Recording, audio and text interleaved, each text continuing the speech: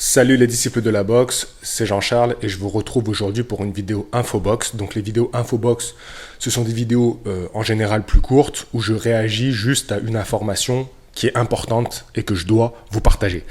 Aujourd'hui, c'est l'annonce que j'ai vue ce matin. À peine réveillé, mon café est encore chaud.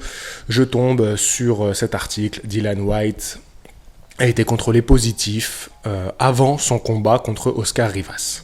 Combat qu'il a remporté, il a eu des difficultés, il a été mis au tapis, mais il a remporté ce combat-là au point. C'était un combat avec un fort enjeu parce que tous les deux étaient très bien classés pour avoir prochainement une chance pour un titre mondial. Et on parlait notamment d'un combat contre Deontay Wilder, le champion WBC.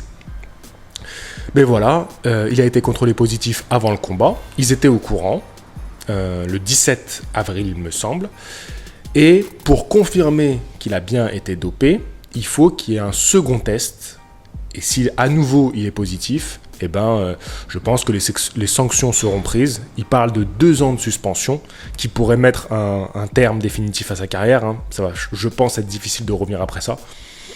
Voilà. Et surtout, ce combat contre Oscar Rivas, qui était important, comme je vous ai dit, il y avait un fort enjeu. Qu'est-ce qui va se passer? Est-ce que ça va être un no contest? Est-ce qu'on va laisser la défaite à Oscar Rivas? Parce que souvent dans la boxe, ça se passe comme ça.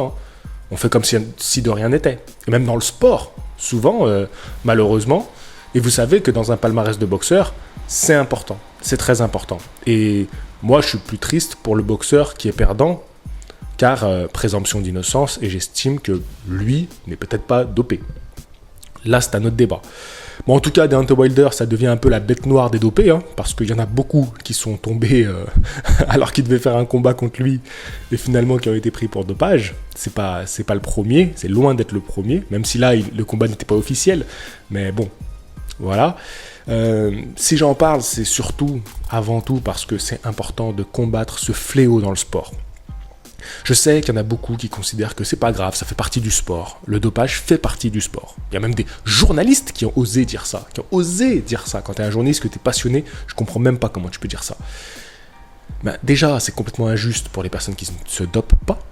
Et surtout, la boxe, c'est pas un sport avec lequel on peut jouer avec les performances physiques, car on peut tuer son adversaire. Dans le live d'hier, j'ai rendu hommage à un boxeur qui est mort la semaine dernière. Enfin, cette semaine. Il est mort mardi, il me semble. Imaginons qu'on apprend que son adversaire était dopé, qu'il a triché, qu'il a mis du plâtre dans ses poings. Je ne veux pas l'accuser. Quand on regarde le combat, on n'a pas l'impression qu'il y a...